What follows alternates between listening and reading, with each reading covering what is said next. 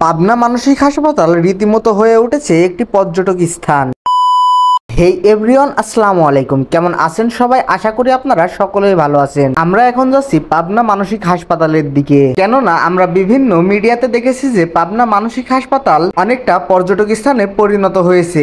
এই তথ্যটা আসলে কতটুকু সত্য সেটা যাচাই করার জন্য আজকে আমরা আসছি পাবনা মানসিক হাসপাতালে। আমরা হাসপাতালের এরিয়ার যে মেন গেট আছে সেটা দিয়ে ভেতরে প্রবেশ করার পর থেকেই এইখানে অনেক মানুষের উপস্থিতি লক্ষ্য করেছি। আসলে এইখানকার পরিবেশ দেখে মনে হয় না যে এটা আসলে একটি হাসপাতাল। এখানে যে পরিমাণে লোকের উপস্থিতি দেখছি, দেখে মনে হচ্ছে যে এটা আসলে হাসপাতাল কম পর্যটক স্থান বেশি লাগছে। আসলে এইখানে বেশিরভাগ মানুষ কৌতূহল বশতই ঘুরতে আসে। এই জায়গায় ঘুরতে আসলে তেমন কোনো সমস্যা নেই, কিন্তু মূল সমস্যা তখনই হয় যখন এইখানে মানুষ হাসপাতালের পেশেন্টদের বিভিন্নভাবে বিরক্ত করে। প্রায়শই পাবনার বিভিন্ন স্থানীয় গণমাধ্যম হতে শোনা যায় যে হাসপাতালের ভেতরে বহিরাগত প্রবেশ করে এখানকার রোগীদের অকথ্য ভাষায় গালাগালি করে। আমার মতে এই জায়গায় প্রশাসনের থেকে আমাদের সবচেয়ে বেশি সতর্ক হওয়া উচিত। তো এই ভিডিওর মাধ্যমে আমি সবাইকে একটা কথা বলতে চাই যে আপনারা দয়া করে এইখানে ঘুরতে গিয়ে কোনো রোগীকে ডিস্টার্ব করবেন না, কারণ তারাও আমাদের মতো রক্তে মাংসে গড়া মানুষ। হয়তোবা উপরওয়ালার হুকুমেই তারা আজ মানসিক ভারসাম্যহীন, কিন্তু তাদের এই দুর্বিষহ জীবনের কথা